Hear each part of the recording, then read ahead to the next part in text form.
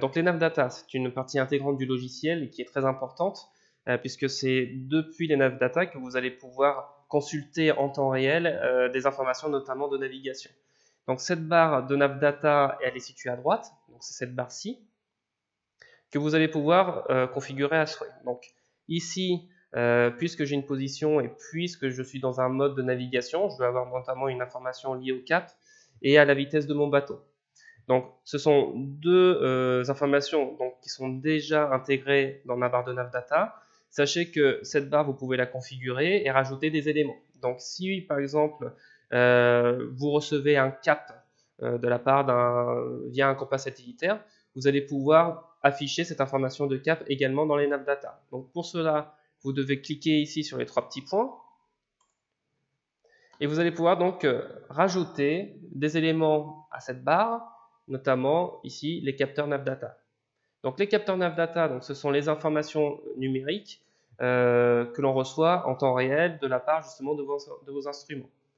Donc si vous avez une information de cap vrai, donc de cap du bateau, souvent c'est la phrase HDG, c'est la phrase NMEA qui est reçue dans ce cas-là, eh bien vous pouvez cocher cet élément et cliquer sur OK.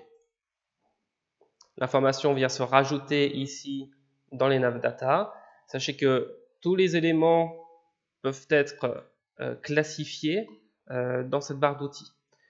Chose importante également, puisqu'on va pouvoir donc rajouter plusieurs informations, mais vous pouvez également enlever des informations pour pouvoir les caler ici sur la cartographie. Donc si cette barre de navdata, vous souhaitez la contracter, vous pouvez ici cliquer sur la petite flèche donc pour pouvoir l'afficher, pour pouvoir la cacher, et pour pouvoir ne garder à l'écran et sur la cartographie des informations justement de navigation qui vous sont précieuses. Pour pouvoir réintégrer ces éléments, tout simplement, on vient donc réafficher donc, la barre de navdata pour pouvoir venir les réintégrer. Donc, sachez que cette barre, elle est configurable avec beaucoup d'informations, notamment liées aux courants et marées également. Donc là, je vais avoir une information liée justement à la marée et éventuellement au courant de marée si vous naviguez notamment en Atlantique ou en Manche. Vous avez également des informations que vous pouvez donc utiliser, notamment des informations AIS que vous pouvez donc afficher dans la barre de navdata, des informations météo également, ou d'autres jauges telles que celle-ci, telles que la jauge liée justement au COG. Sachez que vous avez d'autres types de jauges que vous pouvez afficher. Donc, il est important de sélectionner les informations dont vous avez réellement besoin, parce que vous voyez déjà qu'en ayant sélectionné plusieurs éléments, j'ai justement cette barre de navdata qui sont remplies assez vite.